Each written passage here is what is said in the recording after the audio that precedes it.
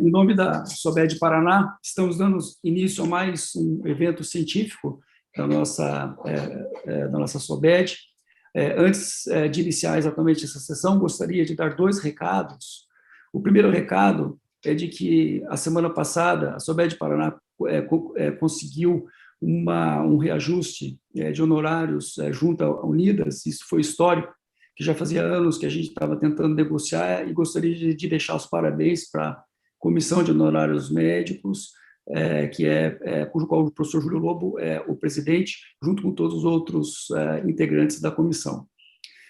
Gostaria de lembrá-los também que o último dia do pagamento da mensalidade, da anuidade da SOBED, dia 30 de junho, participe da sociedade.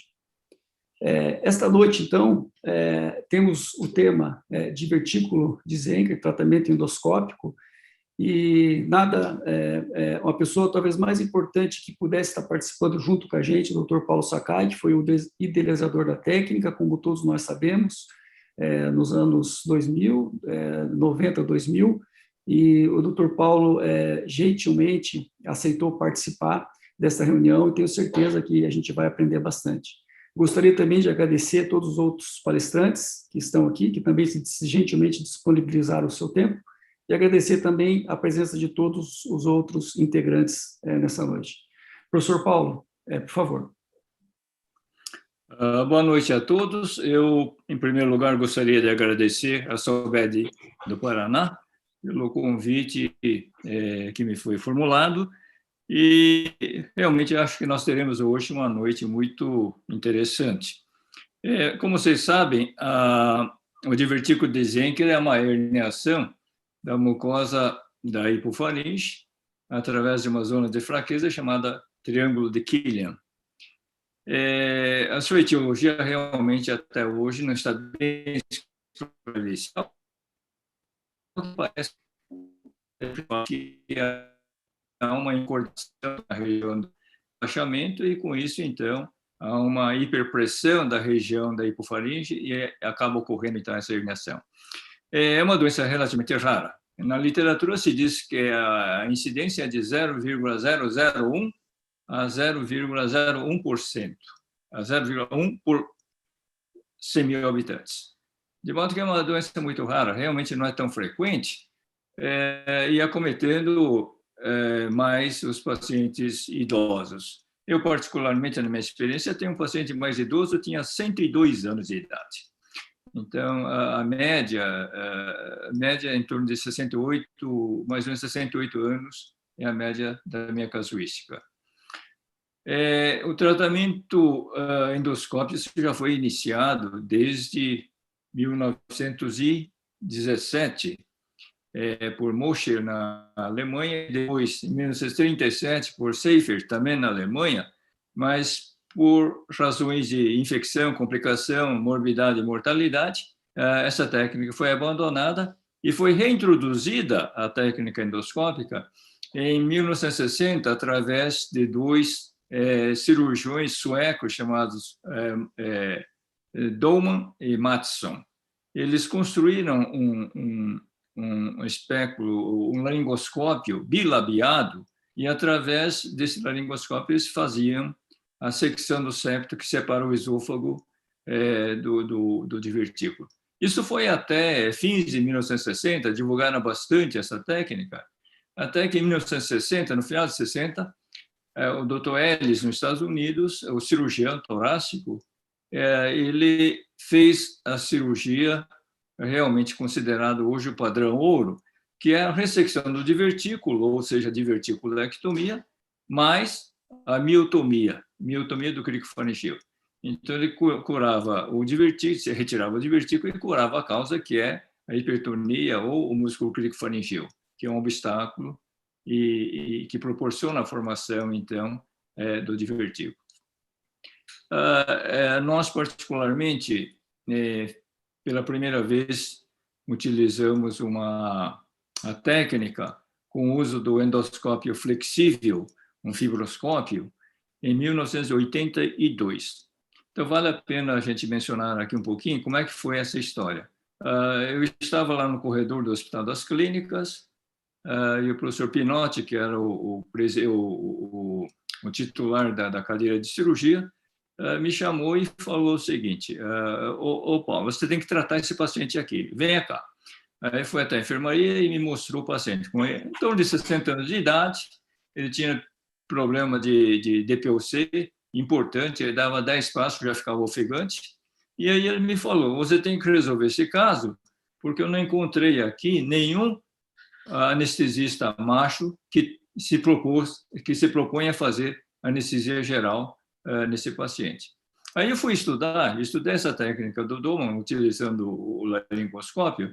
Eu falei, caramba, se ele usa isso, eu vou usar meu fibroscópio, vou fazer sedação, e realmente eu fiz a sedação profunda desse paciente e seccionei. Cortei aquele septo usando um estilete e um sistema eletrocirúrgico monopolar. E aí, o que aconteceu? Surpreendentemente, o paciente realmente teve a remissão da disfagia e não teve mais aquelas pneumonias de repetição que ele tinha por broncoaspiração. E foi aí. E depois, logo em seguida, fizemos o segundo caso, em 1982, e naquele congresso brasileiro, quando começou-se a receber trabalhos para prêmios, eu apresentei esses dois casos e ganhei o prêmio, o primeiro prêmio daquele ano de 1982. Aí até 1995, ocasião em que foi feita essa publicação. Eu realmente, naquela época, não fiz essa publicação, esperando ter maior casuística, e também não dava tanta importância. Eu achava que o padrão ouro é o tratamento cirúrgico, então não tinha muito que se meter nessa área de divertículo.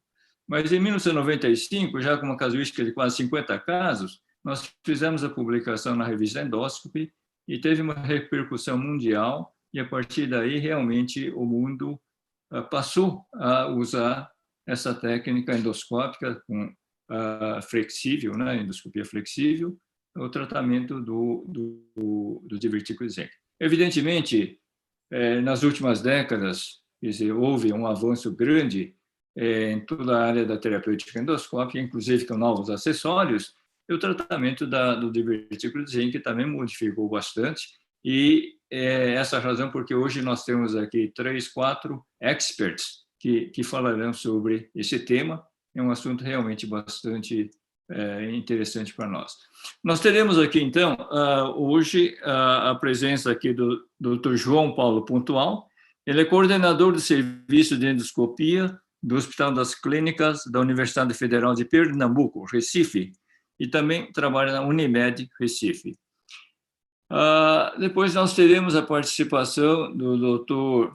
Miguel Cury, que é de Petrópolis. Ele é atual presidente da SOBED do capítulo do Rio de Janeiro, é supervisor do programa de residência médica em endoscopia da Faculdade de Medicina de Petrópolis, Hospital de Ensino Alcides Carneiro, coordenador do serviço de endoscopia digestiva do Hospital Unimed Petrópolis.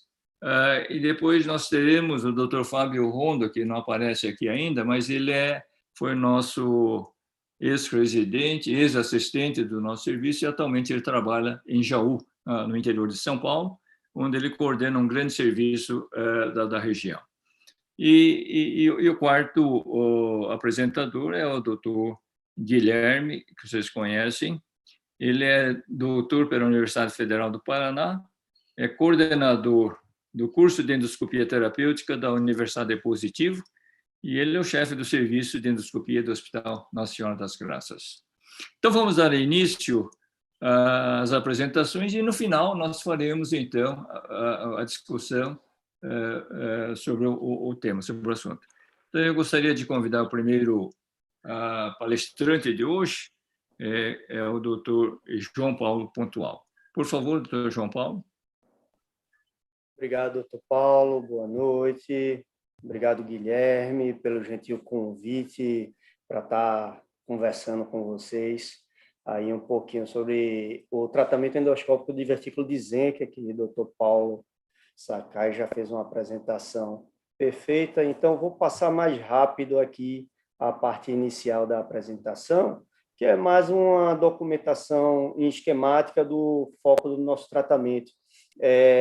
Como o doutor Paulo mencionou, o cricofaríngeo é o alvo da miotomia da maior parte dos tratamentos, apesar de não ter uma evidência objetiva que é necessário essa miotomia. Também mencionou a posição do triângulo de Killian, tá? Que ele está aqui acima do cricofaringeu, e gera um pouco de confusão que a gente tem o divertículo de Killian, tá? Que ele fica nesse vértice abaixo do cricofaringeu, no triângulo chamado triângulo de Lymer, que também tem outro divertículo mais raro, o divertículo de Lymer. Hoje a gente vai estar falando do divertículo de Zenker, tá? Aqui está a publicação que o Dr. Paulo mencionou, de 95, junto com o professor Shinichi, ele publicou a casuística e realmente favorecendo a endoscopia com resultados bem interessantes e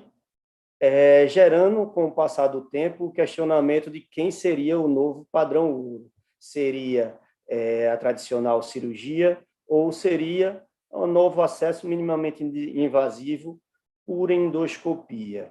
Então, a evidência mais recente que a gente tem sobre esse tema é o guideline que saiu da Sociedade Europeia no ano passado, e um dos statements ele diz que o tratamento de primeira linha é a endoscopia flexível para o divertículo de Zenker. Ele reconhece que a qualidade da evidência é baixa, por dificuldade de traçar um trial, como é que a gente vai fazer um estudo comparativo numa doença tão rara, é complexo. Mas as meta-análises mostram menos morbidade no tratamento endoscópico, com um pouco mais de recidiva, mas a gente tem a vantagem de poder fazer novas abordagens até obter o sucesso. Outro statement que ele diz que os divertículos sintomáticos devem ser tratados, e respectivo ao tamanho. Então, seja pequeno ou muito grandes, eles são pacientes passíveis de tratamento endoscópico. E hoje a gente tem essa discussão, que vamos falar sobre as várias técnicas. Me foi cabido falar sobre a diverticulotomia com CAP. A seguir, vamos falar com o diverticuloscópio, o ultracision, o grampeador e o Z-POEM por Dr. Paulo Sakai. Então, diverticulotomia com CAP. CAP é o conhecido de todos, é um acessório que a gente atarracha na ponta do aparelho. Existem vários modelos e fabricantes. O que, pessoalmente, eu acho mais interessante é esse, que é um CAP flexível, de 4 milímetros, ele é mais curto, permite a gente trabalhar com uma distância confortável. Existem caps mais longos de vários fabricantes, inclusive até um dos fabricantes de ligadura elástica a gente pode usar eventualmente se não tiver o cap curto. E esse aqui é o cap desenvolvido por Dr. Paulo, o cap oblíquo, que facilita bastante e a gente pode muitas vezes dispensar a sonda nasogástrica, que ele afasta um pouco o septo. A dificuldade desse cap é a disponibilidade de mercado. Então, acaba que no dia a dia a gente vai usar os caps, seja longos, seja curtos, para estabilizar o campo. Os acessórios, existem vários tipos de facas endoscópicas, desde a década de 80 para cá, a endoscopia evoluiu muito nos acessórios. Os acessórios mais disponíveis e baratos são os needle knives, com um destaque aqui que os needle knives normalmente eles vêm pré-curvados, que são acessórios pensados para CPR, tá? Então tem um fabricante que o needle knife é reto. Ele é muito ruim para CPR, mas para procedimentos ele é um needle knife bem interessante.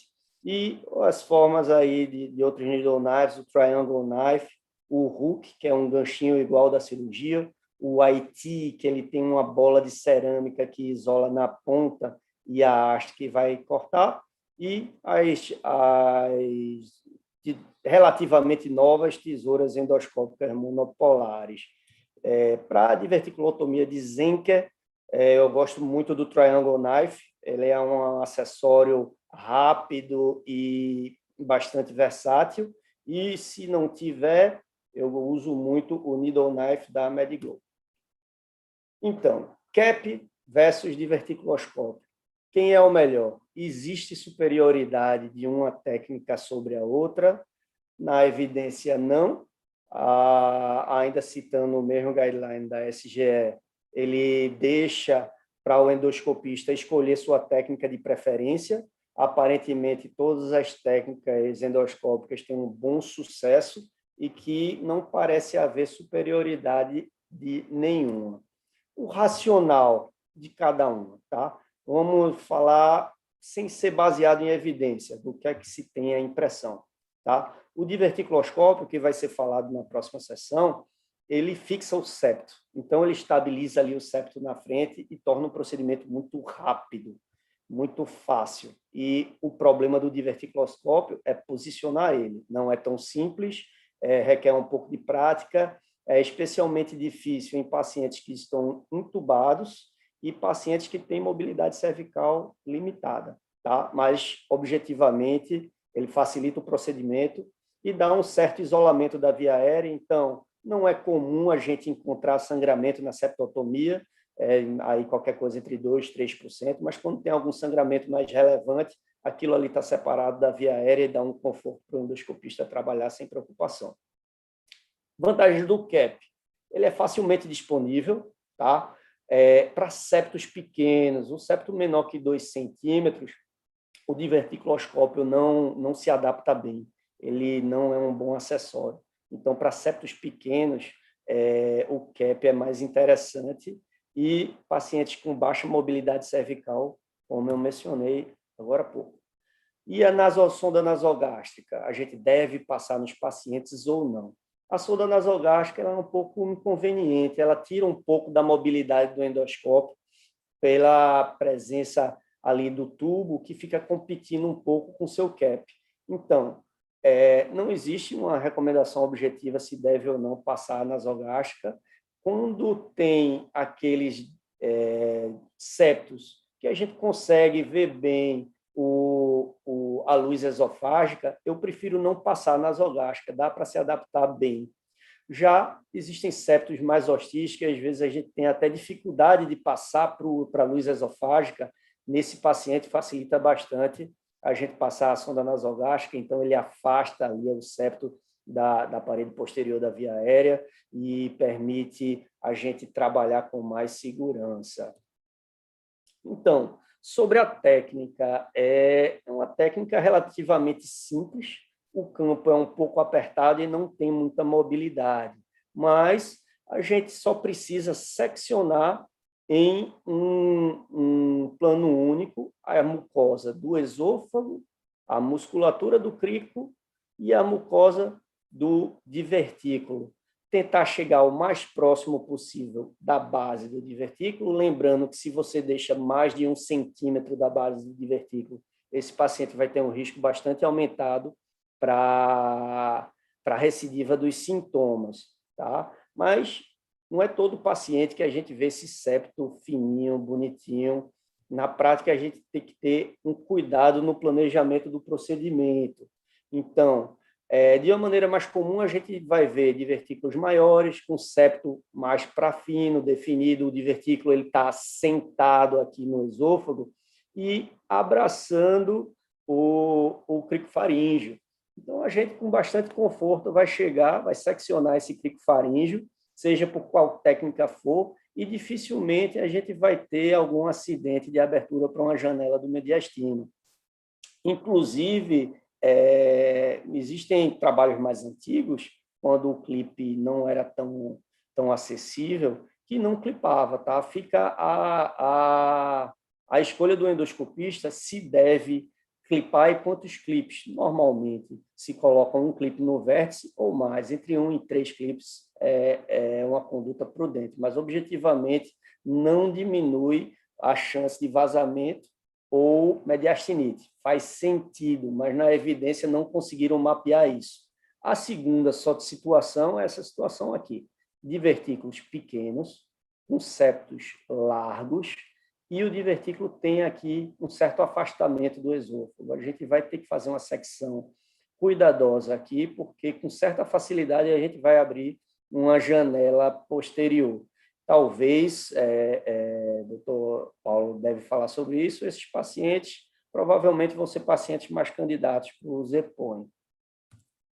Então, eu trouxe um pequeno vídeo aqui dessa situação um pouco diferente, um septo mais largo, tá? Era um paciente que a gente estava planejado fazer com diverticuloscópio.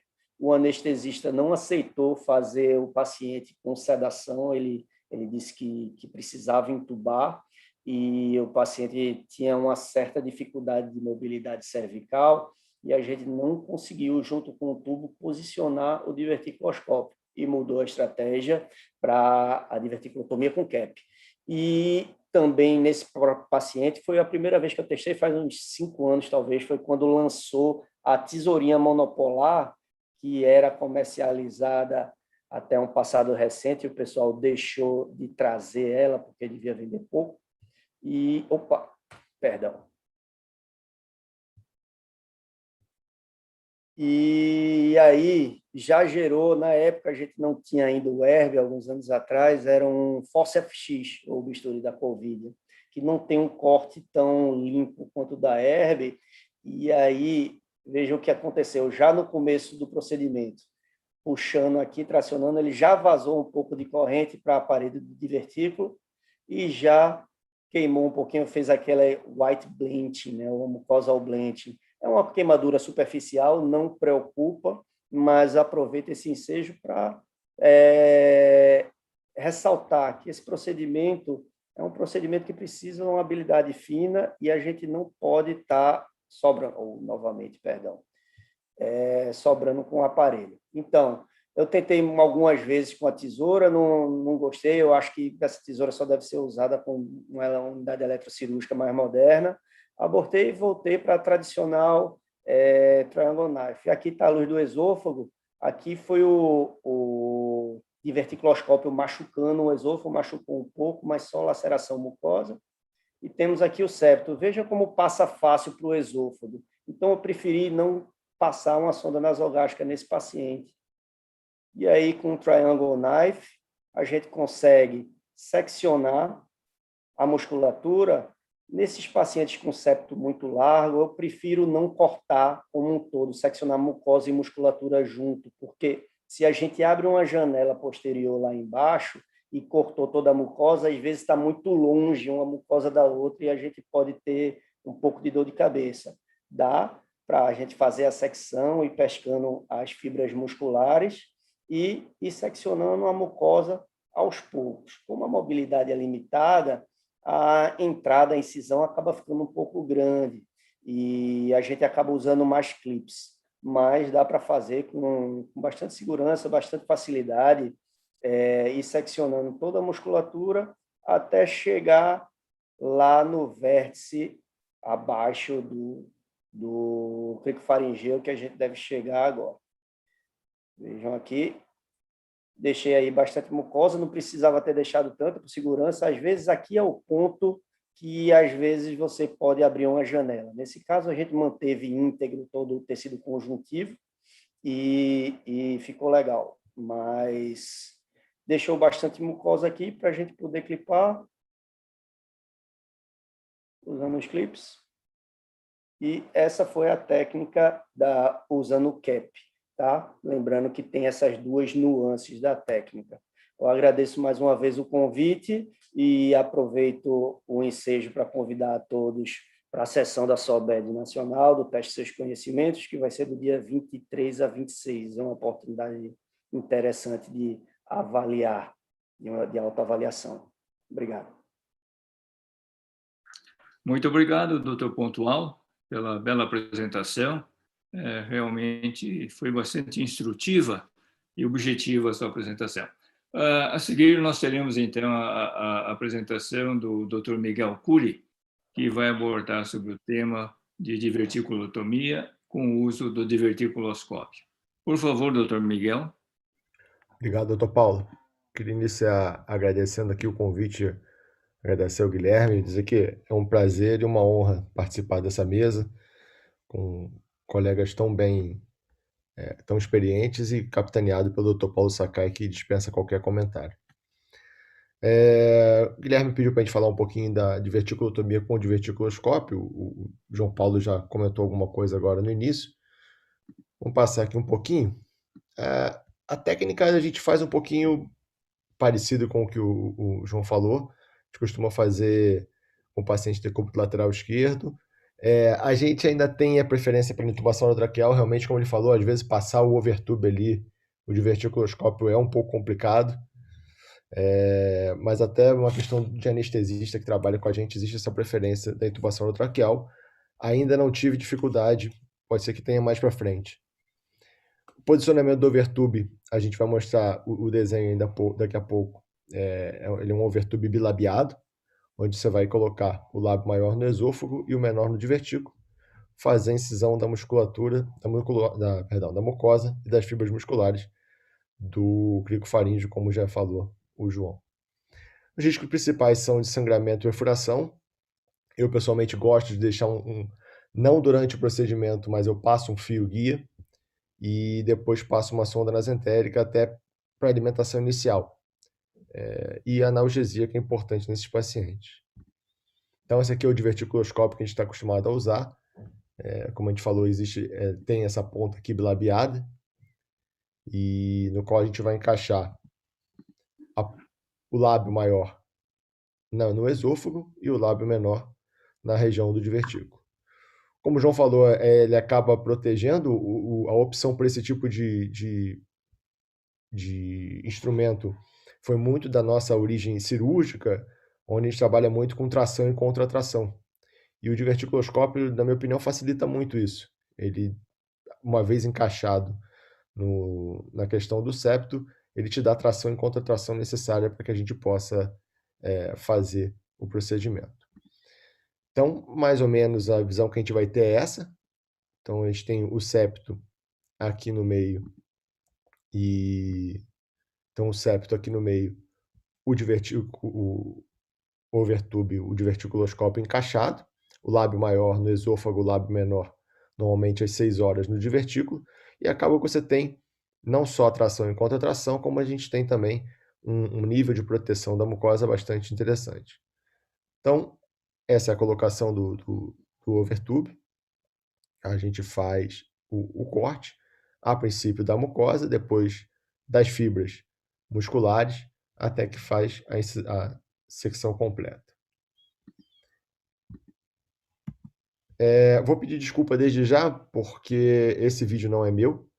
Eu fui preparar a aula que o Guilherme me pediu e percebi que o único vídeo que eu tinha de um procedimento nosso, estava corrompido.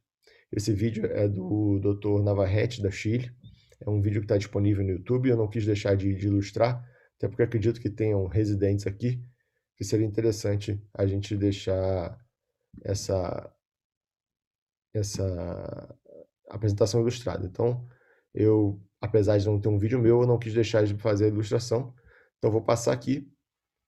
É feito inicialmente, então, a gente faz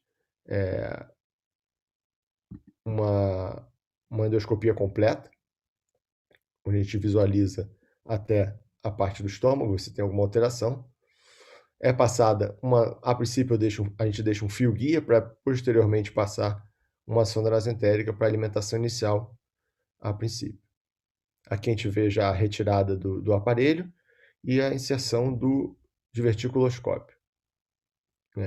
Diverticuloscópio, então, a gente tem o lábio maior, aqui o lábio menor, posicionamento normalmente às 12 horas o lábio maior, às 6 horas o lábio menor, e a gente encaixa esse diverticuloscópio no septo que vai separar o divertículo do esôfago. Até por ter começado a fazer isso em um hospital público, onde a gente não tem muito recurso, o diverticuloscópio eu comprei com recurso pessoal, a gente acostumou a fazer com papilotomy pré-corte, com needle knife, que era o que a gente tinha lá no momento. E a partir daí a gente tem usado sempre esse mesmo acessório. Inicialmente feita a secção da mucosa, como eu falei, eu gosto muito do diverticuloscópio por conta da tração e contratração que ele permite a gente fazer, a proteção da mucosa, que já a mucosa seccionada, e a gente começa a seccionar as fibras musculares, e a gente percebe até a contração com a descarga do bisturi elétrico, contração muscular com a descarga do bisturi elétrico. Como o João falou, o ideal é a gente cortar no máximo até 1 centímetro. Eu tenho o costume de marcar esse 1 centímetro no papilótomo needle knife, faço a pequena tira de esparadrapo mesmo, para a gente ter noção do que está acontecendo. O próprio needle knife pode fazer a cauterização caso necessário, e aqui a gente tem o aspecto final da secção. Então, a casuística nossa ainda não é uma casuística enorme, a gente, até pela baixa ocorrência da doença, como o Dr. Paulo falou no início, a gente tem 10 procedimentos, 6 mulheres e 4 homens, com uma média de idade de 75 anos. Um número médio de sessões de 1,5. Os primeiros 2 casos que a gente tem, no início da curva de aprendizado e a curva do medo também é um pouco maior, precisaram de 3 sessões, a gente foi aos poucos cortando. Uma paciente dessa a gente não conseguiu, era um divertículo maior, e mesmo a cirurgia foi uma cirurgia difícil, essa paciente acabou sendo encaminhada para a cirurgia, não por complicação, mas para fazer apexia, tendo em vista que a gente não conseguiu resolver o problema dela por endoscopia.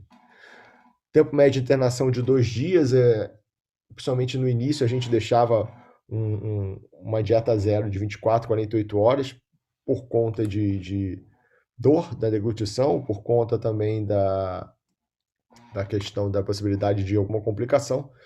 Isso aos poucos foi diminuindo, a gente já tem começado a dieta mais precocemente. Até hoje não tivemos nenhum caso de perfuração ou sangramento importante. O que teve de sangramento a gente conseguiu coibir durante o próprio procedimento com cautério. Não tenho o costume de botar clipe. Até hoje não precisei botar clipe. E o início da dieta, como a gente falou, inicialmente a gente começava após 24, 48 horas, atualmente a gente está começando a ficar um pouco mais corajoso e começar essa dieta um pouco mais cedo, muito dependendo do que o paciente vai sentir de dor.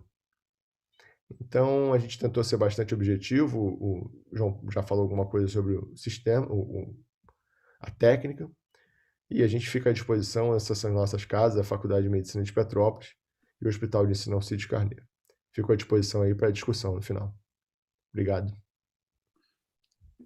Muito obrigado, Miguel, e parabéns pela apresentação, principalmente a parte técnica do posicionamento, da colocação do overtube, que realmente você mostrou muito bem como você fez e como você deve fazer essa colocação.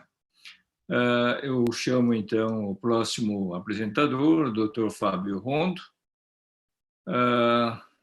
Fábio, tudo bem com você? Estava muito atrasado. Oi, doutor. Como sempre.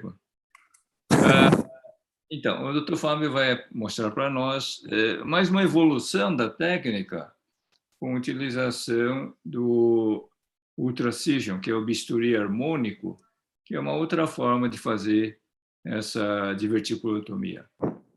Fábio, por favor. Oi, boa noite. Não sei se vocês estão me ouvindo. Eu estou. Sim. Bom falar com vocês. Bom ver o senhor também de novo, doutor Paulo. E conhecer outros colegas que fazem essa técnica. E que o importante de lembrar que o importante nessas técnicas sempre foi aquele básico que o senhor sempre ensinou. Ter um endoscópio e um estilete já é o suficiente.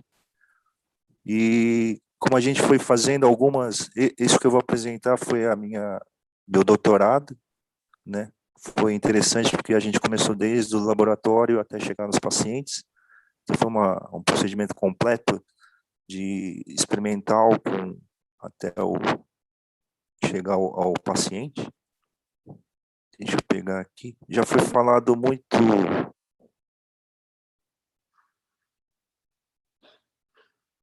Como é que eu coloco? Já foi falado muito dos princípios da técnica. Tem que compartilhar sua apresentação, porque a gente não está vendo aqui, Fábio. Estou tentando aqui, ele não deixa compartilhar.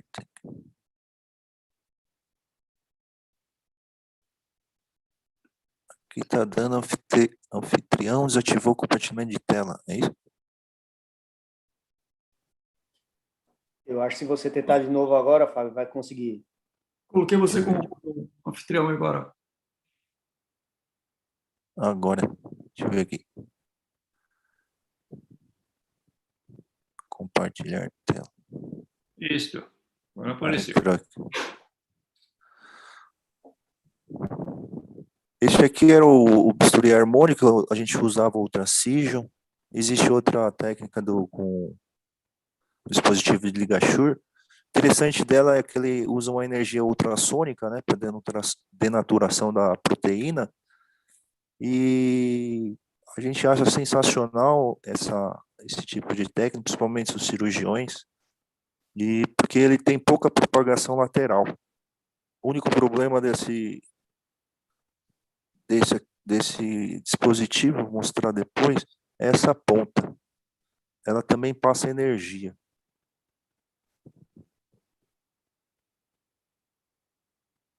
O computador está lento. Esse aqui foi o racional, mostrando alguns casos aqui era em porco, né? Onde se fez, tinha algumas coisas experimentais. Isso é parte da técnica, só quero dessa técnica aqui. A gente usou o diverticuloscópio. Na época que a gente fez, o único diverticuloscópio que existia era do Dr. Paulo. Então eu tive que implementar um divertículo com material de casa de construção mesmo. Era tubo transparente, de mangueira, uns 2 centímetros, parede fina, e eu moldava ele conforme o nosso procedimento. Então a gente fazia em porco, principalmente, eu chamei de um grupo que era um monopolar, que eu fazia com a técnica normal, que eu queria demonstrar que através depois do procedimento, a gente fazia dissecção e análise histopatológica. Né? E o Ultracision é a mesma coisa, a única coisa do Ultracision é que o diverticuloscópio, uma das vantagens em relação ao CAP ou outra, é que ele mostrou que nos permitia a utilização de acessórios fora do endoscópio, né?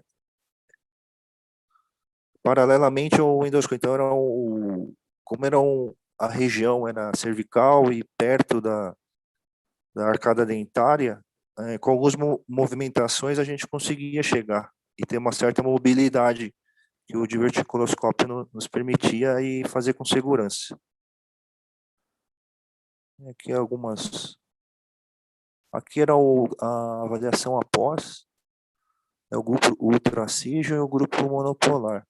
Só observando a olho nu, a gente vê que o monopolar a gente tem umas queimaduras mais grosseiras, né, em relação ao Ultracision.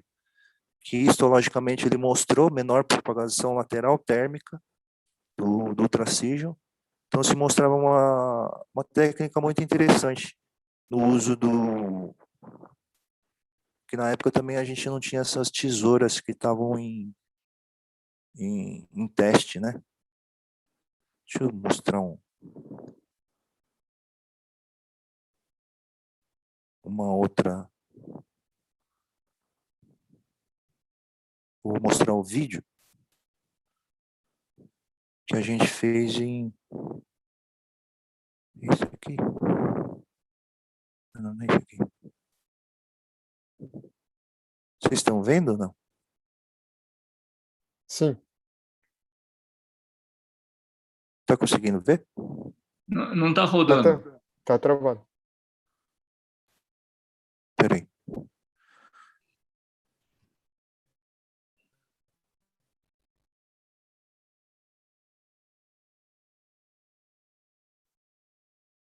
Volta aqui. Compartilhar tela. Esse aqui. E agora? Sim. Agora tá.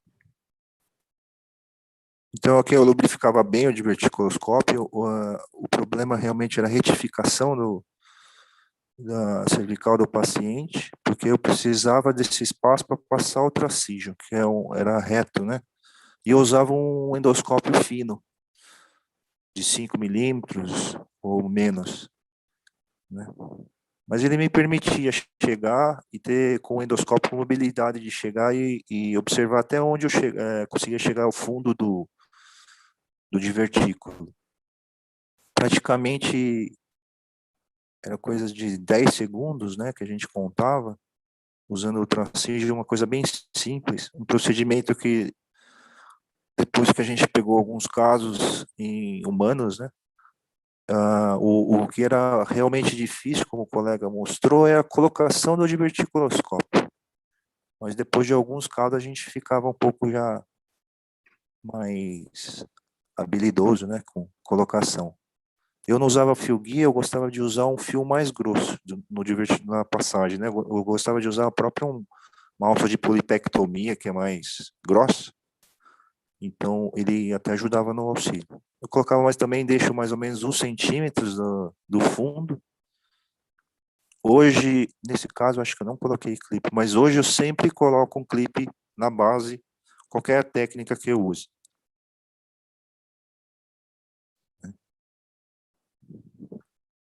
E a gente fez, deixa eu ver se eu tenho, voltar aqui para a aula.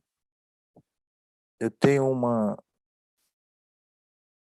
casuística, que na época, acho que eu fiz uns 20 casos dessa diverticulotomia de Zenker.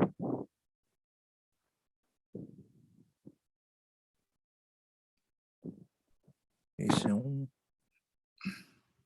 Deixa eu ver aqui. No caso, na época eram 20 casos. Deixa eu mostrar aqui. Não fiz muito caso depois dessa época. Já teve um caso 4, eu tive 2 tentativas, teve uma perfuração. Eu vou mostrar essa perfuração daqui a pouco, que era não uma técnica também isenta de complicações, sangramentos nenhum. Isso era algo muito interessante em relação, porque praticamente era 2 tesouradas e acabou o procedimento. E sempre com anestesia geral. E hoje eu tenho feito realmente quase todos os pacientes com anestesia geral. Eu peço para o anestesista colocar um tubo menor, normalmente 6, até menor, para passar o diverticuloscópio, né? Então, isso aqui é só para mostrar, a gente foi capa do Dr. Paulo, da gastrointestinal, usando esse diverticuloscópio, da casuística desses humanos, né, os 20 casos. E deixa eu mostrar aqui essa técnica, mostrar mais uma vez esse foi um caso que a gente fez. Cadê?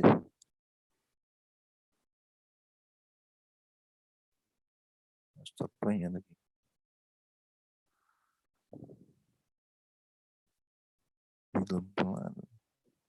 Esse aqui. Cadê esse caso?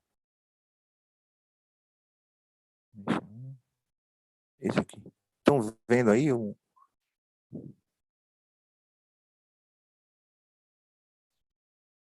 esse caso que a gente fez no curso do HC, mostrando também, né, o bucal é muito importante também, porque é um bucal maior. Isso tudo é interessante. Em alguns lugares eu não tenho bucal, eu uso o próprio diverticuloscópio para proteção do aparelho. E são poucos os locais que eu tenho esse bucal. Então aqui, ó, eu uso gosto de usar um fio guia mais grosso, então eu normalmente uso uma alça de polipectomia. Isso ajuda na colocação do diverticuloscópio, né? Normalmente a pá maior vai para o isopor, aqui já cortando. E aqui é onde eu falei que era o problema, a ponta desse divertículo. A gente consegue uma, faz duas. O interessante aqui é não se empolgar, porque vai 3, 4 já era. Você perfurou mesmo. Normalmente é uma e meia no máximo. E nesse caso aqui, a gente fazia depois a revisão na retirada do diverticuloscópio, a gente fazendo a revisão do local, a gente vê aqui ó, a perfuração. Foi colocado aqui uns 3 clipes no momento. Praticamente não fez, a gente vê a passagem para o esôfago grande, e foi uma das pacientes que tiveram menos disfagia após o procedimento. Fez um enfisema muito discreto. Hoje eu recomendo, se possível, o uso de CO2 na realização desse procedimento, né? Deixa eu tirar aqui. E é uma técnica junto que é interessante, principalmente porque pacientes são pacientes idosos. Por que a gente pensou nesses tipos de pacientes idosos, anticoagulados, e muitas vezes não pode ficar sem coagulação, era uma técnica que fazia, então, já fazia hemostasia enquanto fazia o corte, principalmente por causa do tracígio. Porém, é um grupo de problemas com pacientes realmente cardiopatas, ultracígio, principalmente no grupo tipo americano, que muitos americanos eles gostam de fazer o rígido, e junto tem uma casuística com ultracígio de divertículo de Zenker, onde usam rígido e ultracígio. E eles tiveram realmente pós-procedimentos alguns casos de arritmia, o que eu realmente observei em algum outro caso, sem evento fatal no final, mas realmente principalmente apresentava 1 ou 2 dias depois, essa arritmia. Bom, era mais isso que eu tinha para falar dessa técnica, e agradeço aí o convite ao pessoal do Paraná e do Guilherme, do Noda. Obrigado. Muito obrigado, Fábio. Interessante, sim, foi uma apresentação muito interessante. E interessante foi quando houve essa perfuração, era durante um curso ao vivo, e a plateia toda, 400 pessoas no auditório, viu você perfurar. Mas resolveu, sem abalo nenhum, você conseguiu clipar e resolveu a situação. Então, bom, nós vamos passar para o próximo apresentador. O Dr. Guilherme, ele é um entusiasta do uso do grampeador, e você sabe que o grampeador já vem sendo usado há muito tempo, mas sempre com a ajuda de um endoscópio rígido, né? E, inclusive, na literatura existem, não faz muito tempo atrás, uma das nossas ex-residentes, a doutora Débora Albers, ela publicou um trabalho interessante de meta-análise comparando o uso do grampeador, né, através, então, do endoscópio rígido versus tratamento cirúrgico. E o resultado foi de que realmente não havia muita diferença em relação ao resultado final desses 2 procedimentos. A diferença aqui que o doutor Guilherme, inclusive, ele publicou na revista Endóscopio, a técnica dele, uma técnica muito interessante, e vamos ouvi-lo então. Por favor, Guilherme. Obrigado, professor Paulo. Fábio, por gentileza, eu acabei colocando você como anfitrião. Você pode me passar de novo, só para me compartilhar a tela, por favor, Fábio?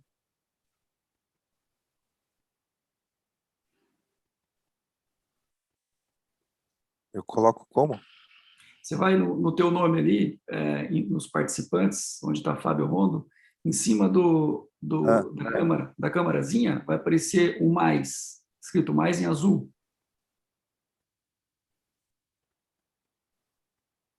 Mais. Na minha foto ou no seu? Sabe onde tem os participantes ali embaixo? Acho que é na foto do Guilherme. Vai na foto do Guilherme. Isso. Os 3 pontinhos. 3 pontinhos?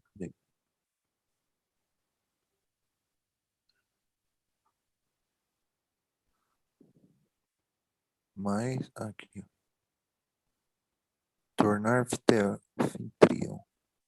Isso. Beleza. Ótimo.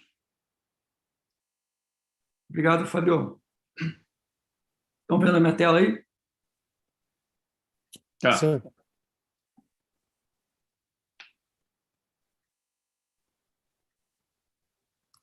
Então, a minha parte coube, então, fazer alguns comentários sobre o uso do stapler ou grampeador no tratamento do divertículo de Zenker. Como o professor Paulo disse há pouco, a gente publicou ano passado, em abril de 2020, um caso com essa técnica em que a gente usou uns pontos de reparo. Então, aqui eu vou, então, passar o vídeo que a gente mandou, então, para a revista.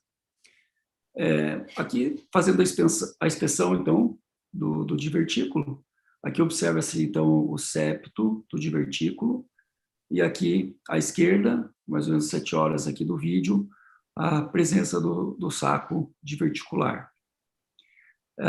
Então, a gente introduz o diverticuloscópio flexível, né? Vale a pena aqui um comentário, que esse diverticuloscópio, ele é comercializado, né? A gente acha ele fácil no mercado. Ele tem 30 centímetros de extensão e tem 22 de calibre. Só que 22 contando com a parte externa, então ele acaba tendo mais ou menos em torno de 18 de calibre com a parte interna. Como o Fábio disse, existe uma dificuldade muito grande de se introduzir um aparelho de endoscopia por dentro dele, junto com o grampeador, no caso, que a gente vai ver no vídeo. Não que não seja impossível, mas existe dificuldade técnica para fazer isso.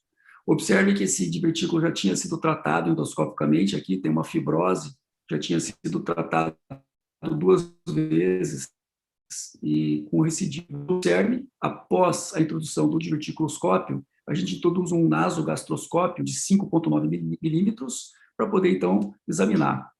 Dessa maneira, a gente consegue examinar de uma maneira bem interessante. Aqui, para a gente tentar fazer uma contratração do divertículo na hora de empurrar o grampeador, na hora que a gente empurra o grampeador, a gente pode empurrar o divertículo junto. Então, se a gente tiver 2 pontos de tração que puxa ele para cima, a gente consegue fazer com que o grampeador abraque de uma maneira melhor o divertículo. Lembrar também que a ponta do grampeador não tem os grampos, né? Então já tem 2 centímetros que vão ficar sem o grampo. Se você empurra o divertículo, você vai ficar com um tecido muito grande do divertículo sem ser grampeado. Então, com porta-agulha de mini laparoscopia e um fio PDS 3, foi possível, então, a introdução desse ponto de reparo para fazer, então, a contratração. A agulha é um pouco grande para a técnica, poderia ser uma agulha menor, mas quando você usa uma agulha menor, o fio fica muito fino demais e você não consegue fazer uma tração adequada. Então, depois da passagem do primeiro ponto, aqui observe uma agulha uma pinça de biópsia, justamente, ou pode ser uma de corpo estranho também, para ajudar a segurar o ponto. Então, observe aqui o primeiro ponto passado, depois passa-se, então, um segundo, justamente um à direita e outro à esquerda, para se manter, então, para que tenha um espaço onde o divertículo, o grampeador vai passar no meio. Então, observe, essa contratração ela é bastante interessante na hora de se introduzir o grampeador. Aqui que é a parte mais difícil do procedimento, eu confesso que às vezes o procedimento demora 1h30, ou seja, são 1 hora, são 5 minutos, 2 minutos para o grampeamento e 1 hora para conseguir colocar o grampeador. Então, esse é um problema que a gente vai discutir depois. Então, o que a gente faz? Observe aqui o grampeador passando por dentro do diverticuloscópio, e aqui o nasofaringolaringoscópio está vendo por fora do diverticuloscópio flexível. Então, observe aqui o aparelho endoscópio, ele está passando por fora do diverticuloscópio flexível para que a gente possa olhar. No momento em que o grampeador está próximo do divertículo, a gente vai retirando lentamente o diverticuloscópio e a gente consegue, então, introduzir o grampeador no divertículo. Então, observe aqui uma das pás do grampeador já no fundo do divertículo. E aqui o grampeamento e a retirada do grampeador. Aqui o efeito final. Opa, desculpe, acabou perdendo aqui o vídeo. Desculpe.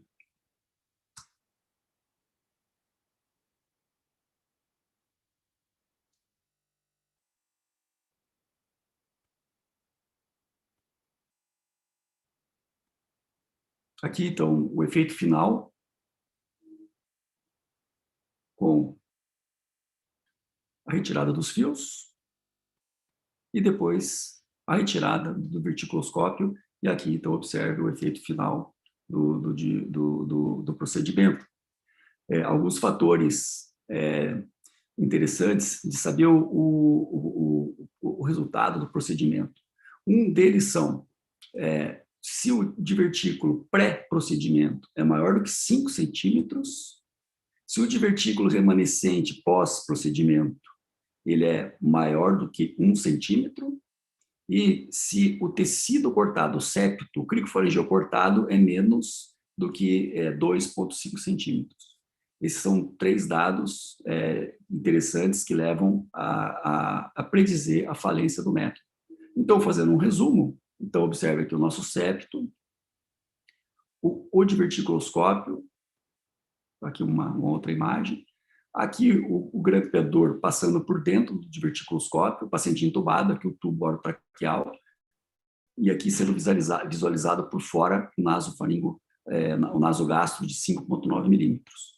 Aqui o grampeador abracando o septo. Aqui é interessante pelo fato de que muitas vezes o septo ele se apresenta para a gente mais em 30 graus, ou mais em 40 graus, ou mais virado para a direita ou para a esquerda. Então, a gente tem que rodar o grampeador justamente para conseguir pegar na parte bem central do divertículo. Aqui ele grampeado, e aqui embaixo as 2 fotos mostrando o efeito final do grampeamento. Aqui, só mostrando uma parte externa aqui de como a gente faz o procedimento. Então, esta mão do operador, então, manuseando o grampeador, e esta mão do outro operador, então, mostrando, né, com o aparelho fora do diverticuloscópio, mostrando como deve ser realizado o procedimento, como está sendo realizado o procedimento. Aqui, depois de grampeado, vai fazer a reversão do grampeamento, e depois a abertura com esse botãozinho cinza aqui, você puxa ele para frente, e quando você puxa ele para frente, ele abre o grampeador. E daí você, então, retira ele lentamente, vai retirando lentamente,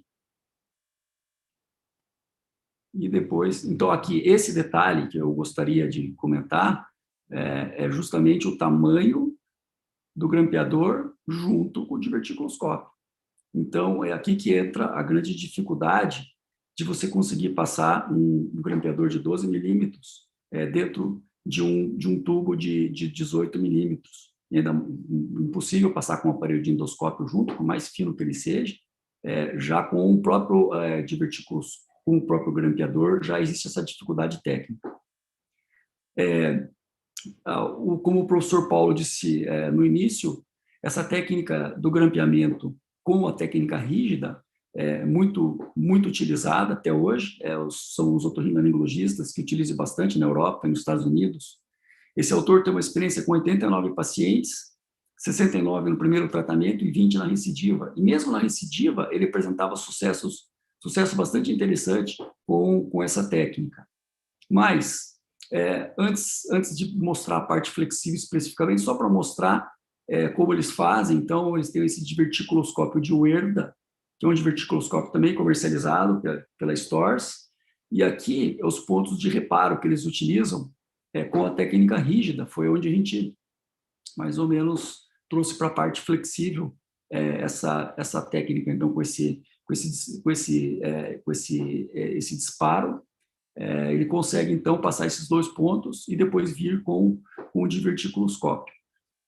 Obviamente, a técnica com o diverticuloscópio rígido tem uma limitação técnica de em torno de 8% da impossibilidade da passagem do diverticuloscópio rígido devido à fixação do pescoço. Mais recentemente, Bonavina, na Itália, usando o diverticuloscópio rígido, foi tratado com stapler, ele fez uma comparação com a técnica com e sem tração, mostrando que os resultados com o ponto de tração tinham resultados melhores no longo prazo em relação à recidiva. Passando para a parte flexível agora, FAIS, em 2015, há 6 anos atrás, utilizou um grampeador de 5 milímetros, né? Então, esse grampeador parece muito interessante, de uma empresa chamada Cardica. Ele realizou um caso, né? E depois, posteriormente, o mesmo grupo, são vários autores europeus, alemães, em 17 pacientes, eles apresentaram um resultado que, ao meu ver, não deixa de ser uma falha, mas assim, houve um insucesso de 35%. E quando a gente olha, observe que interessante, então, com um grampeador de 5 milímetros, a gente consegue passar o aparelho de endoscópio junto com o grampeador dentro do diverticuloscópio. Mais ou menos igual a técnica que o Fábio mostrou com o ultracígio. Mas, quando a gente vai ver os resultados da falência dos 35%, a gente observa que somente em 2 pacientes eles tiveram dificuldade da passagem devido à mobilidade do pescoço. Mas eles tiveram dificuldade em 4 pacientes, em 2 pacientes que foram parcial e mais 2 que foram total. Então, foram em 4 pacientes. Então, foram em 22, 23% dos casos, foi devido à falha do grampeamento, ou seja, o septo muito espesso ou o septo fibrótico, esse parcial é em pacientes recidivados. Então, no momento que você vai disparar o grampeador ele bloqueia devido ao tecido ser muito espesso. Então, provavelmente, esse grampeador ele é menor, mas ele talvez não tenha uma potência suficiente para poder, então, abraçar todo o tecido. Então, a falência foi porque ou o pescoço era muito fixo, ou porque o divertículo era muito espesso. Então, 35% de sucesso no tratamento. Era isso que eu tinha que mostrar, doutor Paulo. Obrigado. Muito obrigado, Guilherme. Realmente muito interessante essa sua técnica, é muito elegante, né? E que, quando possível, Doutor Paulo, realmente... acho que já não estou... Dá para ouvir? Tá. Então, eu Estou acho escutando, que... doutor Paulo? Hã? Não está escutando? Não, desculpe, meu microfone estava desligado. Desculpe, doutor Paulo. Então, os meus parabéns, porque eu acho que é uma técnica bastante elegante. O único problema é o que você falou, você leva 1h30 para você posicionar e depois, em 2 minutos, você consegue resolver. Tá? Mas eu achei muito bonito esse caso aí que você apresentou, e realmente você está de parabéns. Nós vamos discutir depois, então, essas técnicas inovadoras que vocês apresentaram. Eu queria, então, em seguida, mostrar a vocês, deixa eu ver onde é que está meu PowerPoint. Onde é que entra aqui? Em cima?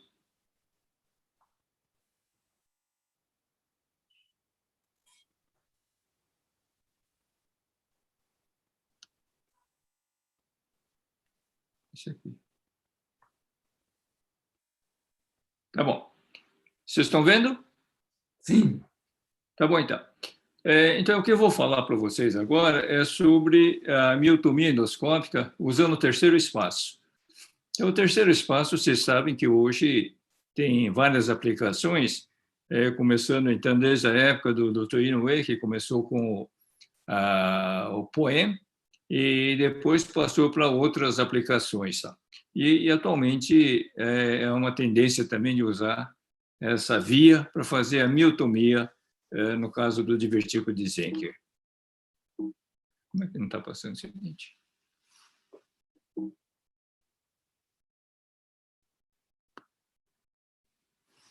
Bom, o que eu queria mostrar a vocês é o seguinte, como é que é o tratamento do divertículo de Zenker. Então, o padrão ouro realmente ainda é o tratamento cirúrgico através da diverticulectomia e a miotomia do cricofaringeu. E o tratamento endoscópico, tudo que vocês falaram até agora, chama-se septotomia, ou seja, a secção da mucosa e do músculo cricofaringeu. Tá? Dentro dessa septotomia, tem uma nova técnica chamada septotomia com miectomia, faz a ressecção do cricofaringeu. E aí, a terceira opção endoscópica é a chamada miotomia pura. Então, se corta o cricofaringeu através do terceiro espaço. Então, aí se chama ZPOEM, né? É o poema ZPOEM e ZPOES. ZPOES é o do Dr. Repich, lá de Milão, e ele tem preconizado essa técnica. Então, vocês têm uma ideia, o que vocês falaram até agora é septotomia, só essa septotomia. Já existe a septotomia com miectomia, tá?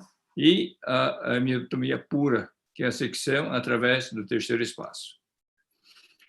Essa é a chamada miectomia, né? Que foi um grupo americano, em 2019, publicou. O que eles fazem? Basicamente, eles fazem isso, uma dupla incisão de um lado e de outro, faz incisão um pouquinho mais profunda, depois passa uma alça de polipectomia, e nessa alça de polipectomia entra a mucosa e a parte da musculatura. E, no final, esse é o aspecto que ele quer mostrar para vocês.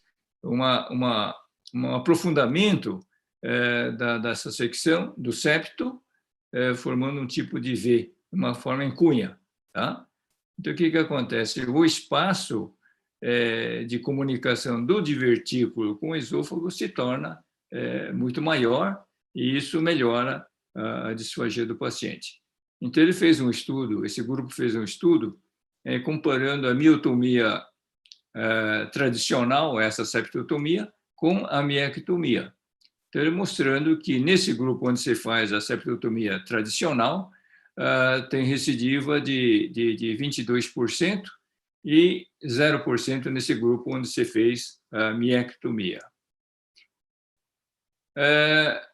E em 2015, o grupo do Dr. Zhou, o Li e o Dr. Zhou, lá de Xangai, eles fizeram pela primeira vez e publicaram na revista Gastroenterology essa técnica realmente muito interessante. Vocês estão vendo aí o divertículo de Zenker, e vai se iniciar, então, aqui agora, uma injeção, como se fosse fazer um POEM, né? Injeção submucosa, só que proximal ao septo, um pouquinho acima do septo, se faz a injeção, aliás, ele está usando um hybrid knife, que é da Herb, injetou a solução salina, ele está abrindo aqui a mucosa, e com isso ele consegue fazer uma abertura para entrar o CAP. Então, o CAP já entrou, e aí ele começa a fazer a dissecção do músculo de um lado e do outro. Então, está isolando, né? Vocês estão vendo, está descascando o septo, o músculo cricofaringeu, de modo que ele vai ficar totalmente isolado. Inclusive, aqui houve uma perfuração, né, da mucosa, depois ele vai fechar essa perfuração, e aqui ele já chegou até um pouquinho mais da metade do septo.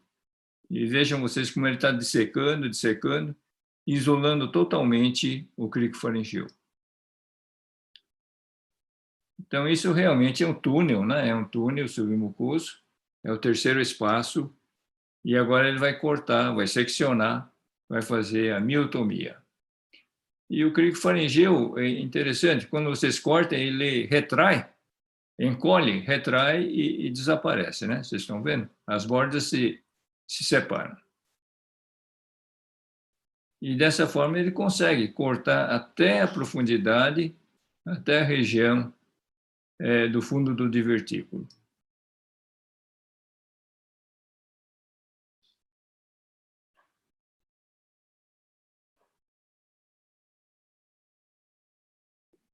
Está cortando mais um pouquinho ainda, uma miotomia bastante aprofundada. Inclusive, ele faz mais um pouquinho de dissecção e corta totalmente o cricofaringeu.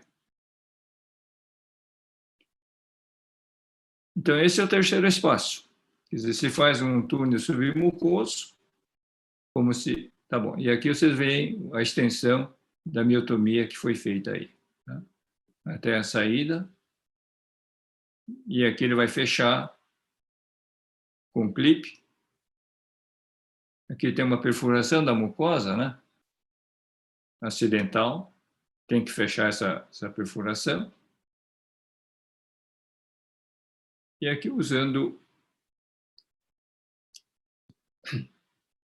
um clipe da Olympus, ele fecha totalmente essa abertura inicial, da chamada mucosotomia. No aspecto final, e 55 dias depois, vocês veem aqui o aspecto endoscópico, vocês viram que tem um pouquinho só de divertículo remanescente, praticamente nada. Né?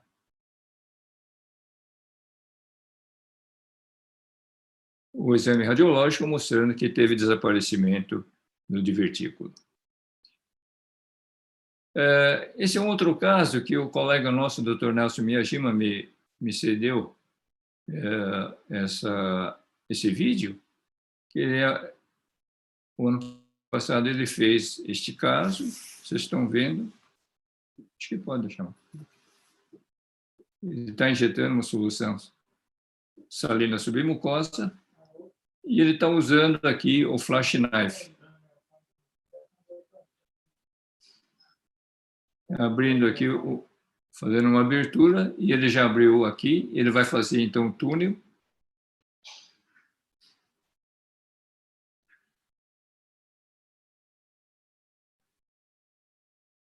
E isolou completamente o septo, o músculo cricofaringeu. E da mesma forma ele vai fazer então a secção completa do cricofaringeu.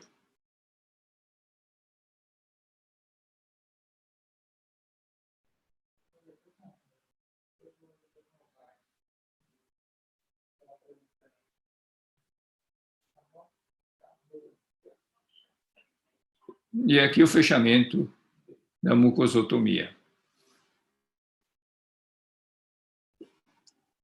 O aspecto final, bastante bonito, né, que vocês estão vendo, desaparecimento do divertículo.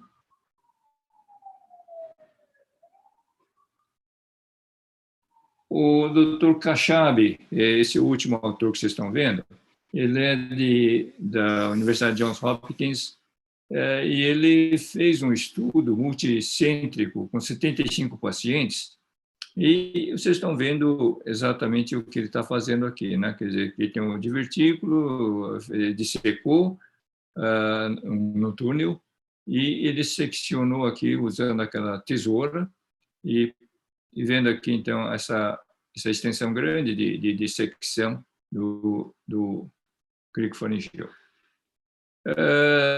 Dos 75 pacientes que eles trataram, que é um estudo multicêntrico, tiveram um sucesso de 92%, sucesso clínico, o técnico de 97%,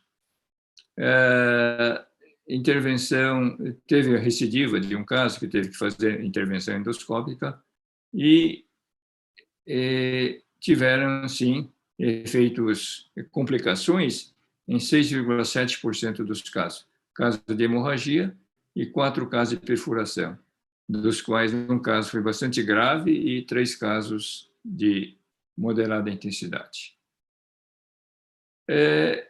Então, vocês veem aqui a diferença do que acontece com a septotomia convencional que nós fazemos, né?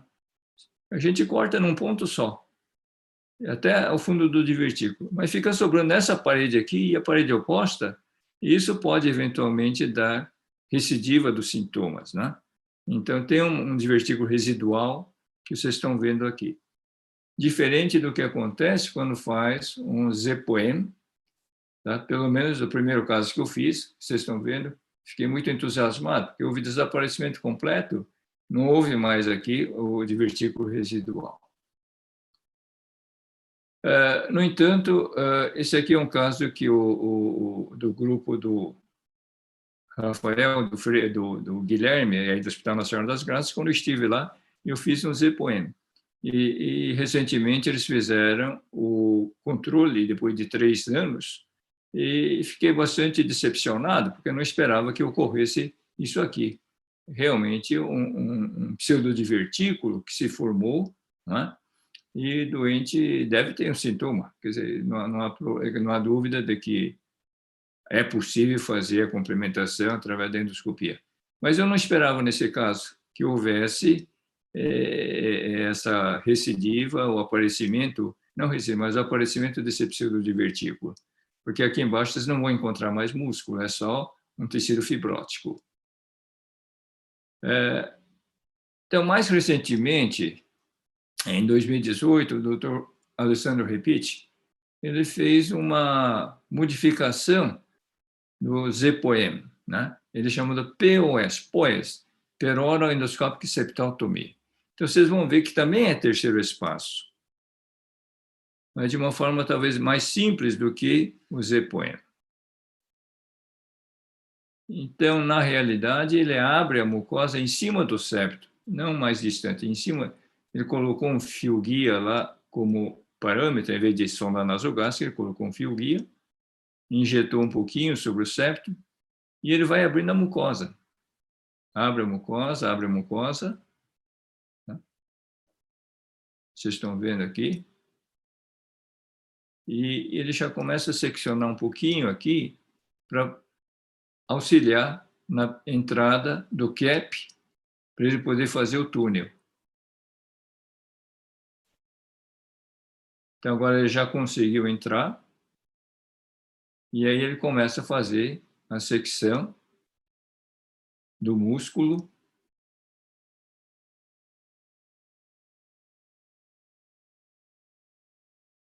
E ele disseca também, realmente, de um lado e de outro, o crico faringeu.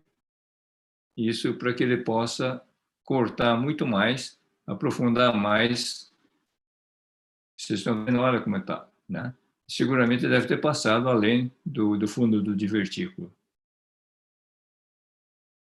E, posteriormente, ele fecha com 3, 4 clips, um fechamento bastante tranquilo, fácil, que a mucosa é exuberante, e você consegue fazer uma fácil aproximação.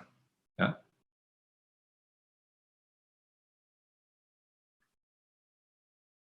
Agora vocês vão ver, esse é o controle, depois de 3 meses, nesse caso de POES. Depois que e vocês estão vendo aqui o desaparecimento completo do divertículo, aqui inclusive é o local onde foi aplicado o clipes, né? Aqui também. Então, realmente é um caso interessante em que houve desaparecimento completo dos sintomas e também um desaparecimento completo do divertículo.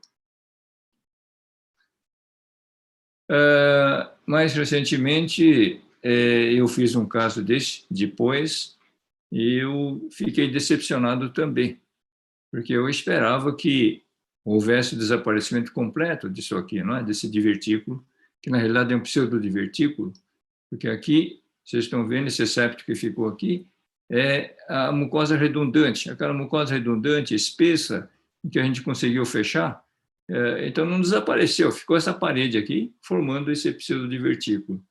E eu cortando aqui, a gente vê que não existe músculo aqui no meio, é só um tecido fibrótico ocasionado pelo excesso da mucosa que fica naquela região. Esse editorial, publicado no ano passado, por esse autor chamado Ishak, ele falando o seguinte, que a septomia convencional, ele faz o quê? Dissecção da bolsa, a mucosa, enquanto que no ZPOM, ele só faz a dissecção do crico faringeu e vai deixar intacto o saco herniário. Tá? E esse saco herniário remanescente, essa mucosa redundante, ele tem um potencial de produzir um pseudodivertículo, como nós vimos, como mostrei anteriormente a vocês, nos dois casos. Né? Isso pode dar realmente uma regurgitação e, eventualmente, a recidiva do sintoma. Então, a conclusão que ele chega é que, nesse momento, realmente ainda carece de resultados mais a longo prazo e talvez de uma casuística maior. E o interessante seria, talvez, fazer um estudo randomizado, prospectivo, para comparar as diferentes técnicas, para ver se realmente o ZPOM é uma técnica que veio para ficar. Neste ano, em 2021, esse grupo do Dr. Kachabi, ele publicou mais um artigo com 20 pacientes. Nesse grupo de 20 pacientes, ele selecionou bem os centros que participaram desse estudo. Inclusive, a exigência dele é de que os autores deveriam ter pelo menos experiência de 50 casos de POEM para entrar nesse estudo. E o resultado foi praticamente igual a esse que ele mostrou anteriormente. O que eu posso dizer a vocês é que quase 40 anos que a gente tem experiência nesse campo, do tratamento endoscópico de divertículos Encke, é possível dizer que o procedimento é reprodutível, né? Reprodutível em qualquer centro, né? E houve uma evolução técnica realmente muito grande, como, por exemplo, a aplicação de clipes, isso tornou o procedimento bem mais seguro nos dias atuais. E, basicamente, o princípio básico do procedimento continua sendo o mesmo, né? Que o sucesso do tratamento depende do corte total do crico faringeu, do músculo crico faringeu, independente da técnica que você vai aplicar. Muito obrigado pela atenção.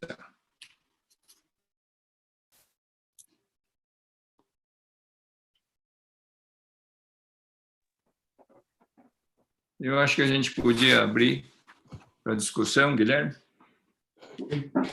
Eu gostaria de fazer algumas perguntas, doutor Paulo, para o senhor.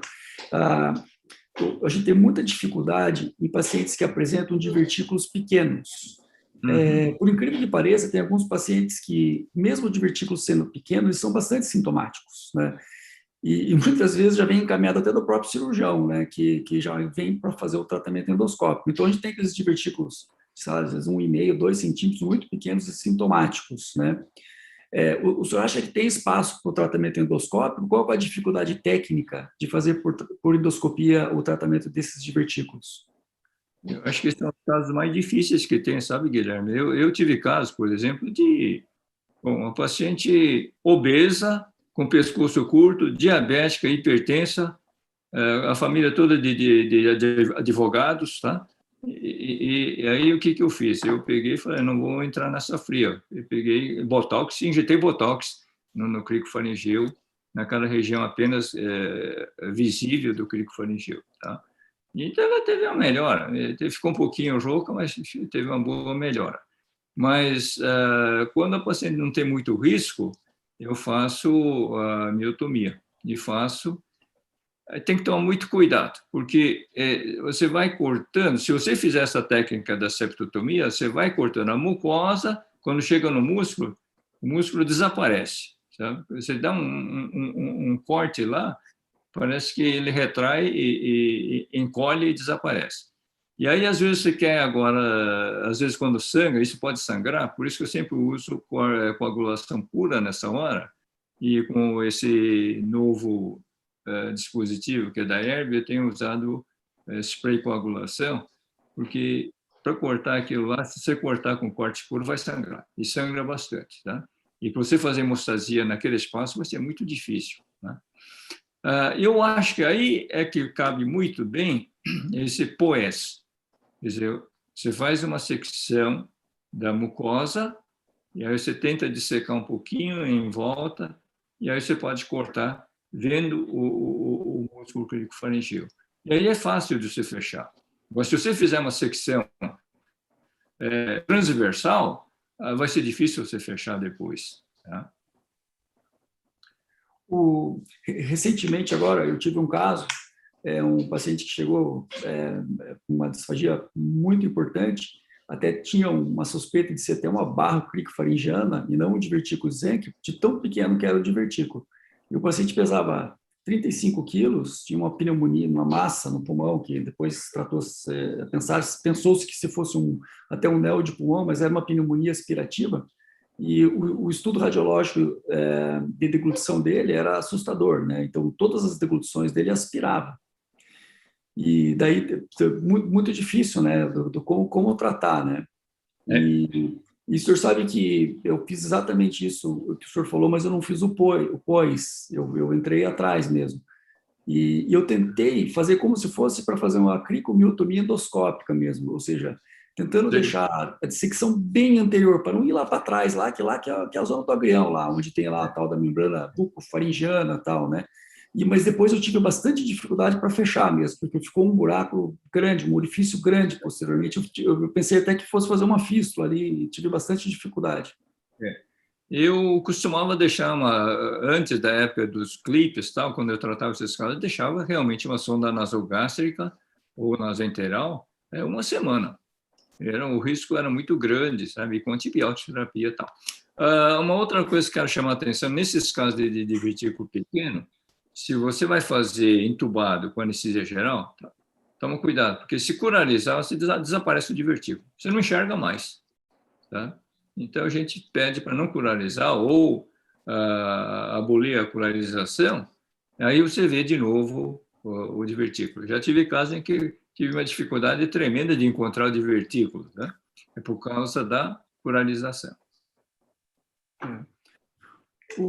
Mudando um pouco de assunto, nos casos em que o senhor não vai partir para o ZEPOM e vai fazer a septotomia convencional, no final do procedimento, clipar ou não? Qual a sua preferência? O Pontual que levantou, o Dr. Pontual levantou e falou sobre o guideline da Sociedade Europeia. Eles falam que não é para você clipar, não. Você só clipa quando tiver dúvida, quando tiver risco, quando você vê que teve perfuração, você clipa, mas não é rotina para eles. Mas eu acho que é rotina para mim, assim como o Fábio estava falando, é uma segurança a mais. Eu acho que isso trouxe o grande diferencial de segurança hoje quando a gente usa o clipe. Tanto é que eu faço isso, eu uso o clipe, e 12 horas depois o doente já está tomando líquido via oral. Não se dá alta para ele tomando líquido por via oral, né? Então, eu acho que isso é uma segurança grande que trouxe e a gente usa assim. Sistematicamente eu uso. Temos uma pergunta aqui no chat, Dr. Paulo. Na escolha do método cirúrgico ou endoscópico, qual o fator de maior importância? Eu acho o seguinte, a idade do paciente, a idade, o estado geral do paciente, tal. Paciente idoso. Esses pacientes idosos, realmente, acho que é importante a gente tratar. E trata, e muitas vezes, se ele não tem condições nem de fazer uma intubação e fazer anestesia geral, faz com sedação. Eu fiz muito com sedação profunda. Dá para fazer. E mais, você não se preocupe em querer fazer bonitinho, que às vezes é difícil, você tem que fazer correndo. E se você seccionar o cricofaringeu nessa técnica da septotomia, o doente vai ter, mais de 80% das vezes, vai ter uma melhora da sintomatologia dele. E melhora bastante. E às vezes você não quer nem que você repita mais ou complete o tratamento, tá? Então, eu acho que essa é a grande vantagem. O doente idoso se beneficia muito com isso aí. Agora, o doente jovem, isso de 50 anos para baixo, por exemplo, ou de 60 anos para baixo, tem que tomar muito cuidado. Alguém aí mostrou um caso, você mesmo, acho que falou do septo espesso. A musculatura muito espessa, grande. Realmente não é fácil e a recidiva é comum nesses pacientes aí. Então, esse caso que eu fiz, era um divertículo relativamente grande, jovem, a musculatura espessa, a mucosa também bastante grossa, bastante espessa. E quando eu fechei, cortei todo o músculo, mas quando eu fechei, ficou aquele pseudodivertículo que pode ocasionar isso. Tá? Então, isso aí é uma contraindicação, não digo contraindicação, mas eu preferia mandar um paciente desse para cirurgia. Divertículo grande, divertículo em paciente jovem, eu preferia realmente que ele fizesse. O grande problema, sabe o que é, Guilherme? É que você não encontra cirurgião que saiba operar hoje. Eles não operam. É por isso que o guideline europeu está dizendo que a primeira opção é a endoscópica, sabe? Mas é uma dificuldade você encontrar um cirurgião. E quando ele opera, tem recidiva, daí ele manda para você. Então, se é assim, então é melhor você fazer por via endoscópica também. Tá? Uma outra situação de divertículos grandes e uma outra situação é doente que tem refluxo gastroesofágico. Hérnia de hiato grande, com refluxo importante. Se você fizer a miotomia, tá? O que vai acontecer? O cricofaringeu é uma barreira, não é? É uma barreira para evitar a aspiração brônquica. Agora, se você corta todo aquele cricofaringeu, o cara tem um refluxo importante, uma hérnia de hiato grande, é possível que ele tenha piora do quadro pulmonar dele. Tá? Então, esses casos tem que tomar cuidado. Não estou escutando, Guilherme. Desculpe, estava com o microfone desligado. Dr. Paulo, temos uma outra pergunta para o senhor do chat, do Sérgio Espinosa de Londrina. Obrigado, Sérgio, pela pergunta. Ele pergunta qual a sua preferência pessoal. Bom, você vê que hoje eu, se possível, eu começo fazendo poes. Eu faço a incisão da mucosa em cima do septo e aí tento dissecar, seccionar todo o cricofaringeu. Agora, nem sempre dá para fazer isso, né? Às vezes você não consegue. Então, você acaba convertendo na septotomia tradicional mesmo, tá? Semana passada, fui fazer um ZPOM. Falei, esse caso é moleza. Eu diverti que não era muito grande, eu vou fazer, tá. Eu chego, vou tentar fazer, não consegui fazer o túnel, havia uma aderência grande, uma fibrose da mucosa naquela região lá, grudada na submucosa, e eu não consegui abrir um túnel suficiente para fazer o ZPOM. Aí eu parti para fazer o POES, que é a secção em cima, a incisão em cima do septo. Então, eu acho que o POES é uma técnica, eu acho, bem mais simples e acessível e mais fácil do que fazer um ZPOM. E o resultado, eu acho que é igual. Tá? Mas eu não deixaria também a tradicional técnica que nós fazemos, né, sabe? A septotomia, eu acho que é muito mais fácil para todo mundo fazer e o doente pode se beneficiar, principalmente o idoso, sabe? Um doente que não está em boas condições, esses casos vai se beneficiar bem. Eu acho que vale a pena fazer. E nesse seu caso, que o senhor transformou os ZPOM em ZPOs, aí o senhor fechou a parede dos ZPOs lá mais em cima, o senhor fechou com clipe e depois abriu embaixo em cima do divertículo. Foi isso. Tá. Foi isso. Perfeito.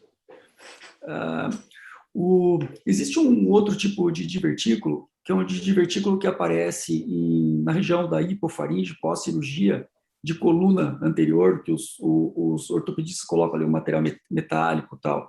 Isso, ao longo do tempo, ele vai corroendo a região da hipofaringe ou mesmo até do esôfago e forma um divertículo, que não é um divertículo de Zenck, mas é um divertículo de hipofaringe. Isso é verdade. Recentemente, exato. Recentemente, teve um caso que foi tratado com imã, né, muito interessante, do Flávio Morita, e foi publicado, foi um caso bem interessante. Duas perguntas. O senhor já teve algum caso desse? E o que o senhor acha do tratamento do divertículo Zenker com imã? Não, eu nunca tive caso disso aí, não. Tanto é que o Flávio Morita, a gente conversa muito com ele, e ele me disse que acho que daria para fazer, e ele fez. Tá? Ele conseguiu fazer, mas ele fez em 2 etapas. Né? Primeiro ele colocou o ímã de um lado e de outro, aí ficou um buraco, aí depois ele foi lá com o estilete e acabou de abrir. Eu achei uma técnica muito interessante. E tenho a impressão que sim, que há casos assim que se pode fazer. Eu acho que o Jacques Devier, ele aprendeu com o Jacques Devier lá na Bélgica isso aí. Que o Jacques Devier na Bélgica, ele andou fazendo uns casos de divertículos, ou pseudodivertículos, ele andou fazendo a colocação do ímã e ele viu ele fazendo isso, né? Então, pode ser, mas eu não vejo assim muita praticidade nisso aí, não. Tá? O Rafael, Fábio, Miguel, Pontual, vocês gostariam de fazer algum comentário, alguma pergunta ao professor Paulo? Eu tenho uma, Guilherme, se possível. Então, Paulo, é isso aí que a gente tinha falado da espessura do seto. A minha impressão a gente tem bastante acalásia aqui em Pernambuco e bastante doença motora e tem uma curva razoável de poema. Então, a gente vê muitos paredes musculares muito espessas, outras não tantos, como se fossem vários fenótipos. E minha impressão é que são doenças motoras diferentes que acabam em acalásia. E no Zenker, como existe um N muito menor, eu tenho a impressão que também é uma possibilidade que isso seja na recidiva, que isso tem um papel. A gente fez um caso lá no HC, uma paciente que tinha um Zenker com espasmo esofagiano difuso. O Zenker dela era curto, então a gente já fez o POES lá de cima e desceu fazendo a miotomia completa. E sempre ficou assim, aquela coisa que paira, será que o N é muito pequeno e a gente não consegue identificar que, na verdade, são doenças diferentes e deveriam ser tratadas de maneira diferente? Eu acho que são casos realmente não são simples, não, viu, Pontual? Eu acho que. E aí vem o mesmo problema, quer dizer, o divertículo epifrênico, né? O divertículo epifrênico é um problema também, que aí você não adianta, vai ter que tratar, cortar o embaixo lá, o esfíncter inferior do esôfago, e existem tentativas de fazer hoje através do terceiro espaço, né? O tratamento desses divertículos também, sabe? O doutor Inoue apresentou recentemente isso numa live, aí ele estava mostrando como é que ele fazia isso também. Não é tão simples assim, eu acho, né? Agora, tem um divertículo que é o de Killian Jameson. Killian Jameson é um divertículo que aparece abaixo do cricofaringeu, não acima. É um outro espaço, é mais anterior, e é um outro espaço de fraqueza que existe e pode aparecer o divertículo. Geralmente o colo mais estreito, o divertículo pode ser grande, mas o colo estreito, e a sintomatologia não é de disfagia, é de halitose, porque começa a acumular alimento naquele divertículo, tá? Então, aí o tratamento realmente é muito interessante. Eu tinha um caso que eu andei fazendo, eu cortei o septo, mas sempre usei um clipe antes de um lado e de outro, porque o que acontece nessa região aí é a parede do esôfago, né? Não é o cricofaringeu, é a parede do esôfago, então que você vai acabar cortando. Então tem que cortar aos poucos. Isso na literatura, eu vi outro dia aí um grupo chinês usando ligadura elástica, né? Ele usava ligadura elástica para trazer a bolsa para dentro do esôfago. E uma segunda pergunta, professor. O seu cap de preferência quando vai fazer o ZPOEM ou o POES, qual é o seu cap de escolha? É o afunilado, é o padrão, aquele de 4 milhões de SD? Não, aquele obliquado, aquilo lá foi apenas para fazer... Foi no começo só. Isso há muitos anos atrás que a gente fez isso aí. Mas não uso mais, O nunca mais. afunilado, eu queria dizer, professor. É. O afunilado, Agora, aquele... o cônico, né? Para eu fazer o Z-poema, eu uso o cônico. O cônico realmente é o ideal.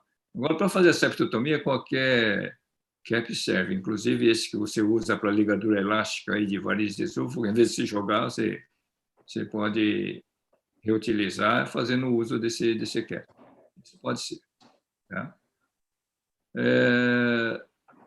O doutor Miguel estava mostrando a colocação do diverticuloscópio. Eu achei uma técnica muito interessante, Miguel. Eu nunca tinha feito isso, não. Você entra com tudo lá para o esôfago, não? E depois vem puxando. Sim. Interessante. Eu achei muito mais fácil do que essa técnica que a gente, né? Como o Fábio. Inicialmente fazia realmente de só colocar, mas parece ter mais dificuldade. Eu tinha mais dificuldade de achar a colocação do septo. E às vezes você indo e voltando fica mais fácil. Tanto que eu sempre pegava uma caneta e marcava qual que era o lábio mais curto e o bico mais comprido, tá? Para a gente ter... Mas essa técnica que você faz realmente foi fantástica. Pô. Tá vendo o que aprendi nessa noite? Eu aprendi. Alguma coisa estou aprendendo aí. E parabéns. Né? Obrigado. Fábio, conta para mim, você usa ainda o Ultraseja ou não? Doutor. Tudo bem? Oi. Não, Ultraseja faz tempo que eu não uso. Na época que a gente estava aí, eu gostava, né, muito de... Estava usando o grampeador. Quando a gente usou, mostramos a primeira vez, a gente vê o desabamento daquele lateral, né, com grampeador, que era muito interessante, a gente não tinha nas outras técnicas. E o que o Guilherme mostrou, acho que hoje tinha 2 empresas de grampeadores, eu sei que a Ético, ele tem um grampo de segurança lá na ponta. Então era interessante isso, porque os outros não tinham esse grampo de segurança. Eu acho que a outra empresa já tem esse grampo. E outro problema é que o grampeador articulado não é mais... A gente não consegue controlar ele, principalmente da Ético, né? E o controlado, ele articula se você apoiando em uma das paredes, né? Ah, é? E aquele que o Guilherme mostrou é um grampeador que, para articular, você tem que fazer pressão nele, ele não articula rodando que nem o outro que a gente utilizava, né? Fica bem difícil de usar. Mas a gente até trabalhou, eu ainda acredito, o senhor está fazendo aí o Z-Point, o POES, eu acho que são técnicas que demoram demais. Eu acho que eu praticaria uma coisa mais rápida, né? Uma coisa com bisturi, eu gosto muito do hook knife, são coisas de 10, 15 minutos, como o senhor mencionou, né? Quem está começando, vai devagar, nem que seja 1, 2, 3 vezes, até chegar no fundo, é muito interessante. Eu ainda acredito muito no grampeamento, mas a gente tem que desenvolver muito essa parte de grampeamento. A gente estava estudando, quando a gente estava aí, aqueles grampeadores que o pessoal da Poli tinha mostrado por sistema pneumático, né? Uma coisa que deveria ser desenvolvida, mas é muita verba para isso. Inclusive, o Guilherme, tem uma pergunta, porque esse grampeador que se usa é de 12 milímetros. A gente usava, o Fábio, a gente usava de 10 milímetros articulado. Agora você está usando um de 12 milímetros, o Guilherme? O que a gente usa é esse que o pessoal usa na cirurgia convencional, aí, né? Isso que o Fábio falou é uma verdade. Ele, para particular, ele tem que ter uma pressão na ponta daí, né? Mas uma coisa importante do divertículo talvez é que a gente consegue girar do grampeador, a gente consegue girar ele. né? Então, muitas vezes, o divertículo não está vertical, exatamente vertical na nossa frente. Então, ele fica um pouco oblíquo, mais para um lado ou mais para o outro.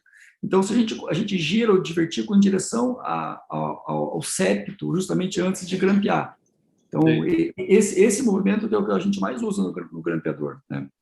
Acho que a gente tem, acho que mais ou menos em torno de 6 casos, né, e 2 com os pontos de reparo. E teve um caso que a gente não conseguiu colocar o divertículo pelo fato da rigidez do pescoço. Por incrível que pareça, até foi um paciente jovem, até foi um paciente do Rafael, e daí foi feita a técnica convencional. Então, de 7 casos, um a gente não conseguiu colocar e todos os outros a gente conseguiu fazer, né? Aproveitando desculpe, doutor Paulo, pode falar, desculpe. Não, eu tinha um grande interesse naquele grampeador de 5 milímetros. Aí eu escrevi para a empresa para ver onde é que podia conseguir, se eles podiam me ceder e tal. Eles disseram que não tinha aprovação ainda do FDA, que eles não podiam fazer mais nada, tal, né? Mas interessante que é isso que você falou mesmo, que ele é muito fraco, ele não consegue pegar esses septos mais espessos aí, né? Exatamente. Acho que não vai servir para nós ainda por enquanto. Aproveitando ali aquele comentário do Fábio, doutor Paulo, quando a gente vê os resultados com as técnicas convencionais da septotomia, de 92% de sucesso da disfagia, em torno de 11% de recidiva, e um tempo de procedimento de 15 minutos, entre 15 e 30 minutos, né? Nos mais difíceis, talvez 30 minutos. E quando a gente compara esses resultados com o ZPOM, né? Ou seja, uma técnica que apresenta os mesmos resultados, né? de sintomas de disfagia, e com uma recidiva um pouco menor, né? Mas em torno de 7% ali e tal, né? Não é 11%, mas é 7%. Então, só que com tempo muito maior, 1 hora e meia e tal. Então, então, esse que seria o ponto, assim, né? Onde a gente chegar com uma optimização de qual a melhor técnica a fazer, que seja mais simples e que tenha os mesmos resultados. Então, porque você vê, por isso que eu mostrei, propositalmente eu mostrei para você resultados, tanto dos ZPOEs quanto do ZPOEM, que existe aqueles pseudodivertículos que se formam, né?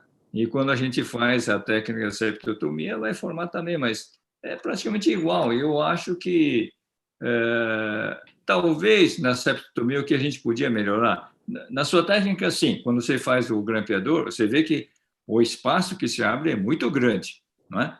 Agora, quando você faz uma septotomia comum com needle knife ou hook knife, é um corte direto que você faz no sentido vertical. Talvez se você fizesse aquela miectomia, incisão dupla, não é? Que eu tenho feito isso, principalmente nesses casos de recidiva, eu tenho feito isso, faço incisão dupla e vou aprofundando e passo uma alça de polipectomia. Como naquela técnica que eles mostraram, que é septotomia com miectomia. Talvez aquela abertura realmente maior dê um resultado melhor em relação à não recidiva da disfagia, né? Então, eu acho que ainda essa técnica que nós usamos há 40 anos é uma técnica que é válida e tem sua aplicação, sim. A genialidade do simples, né? Uma técnica que veio para ficar, assim, está sendo dificilmente assim, batida frente às outras técnicas mais novas e mais complexas que vão chegando, né? Se são 40 anos, está dando 90% de bom resultado, não tem por que você dizer que não serve, né? Tá servindo. Tá. Isso. Alguém gostaria de fazer mais alguma pergunta para o professor Paulo, Miguel, Fábio, Rafael, pontual?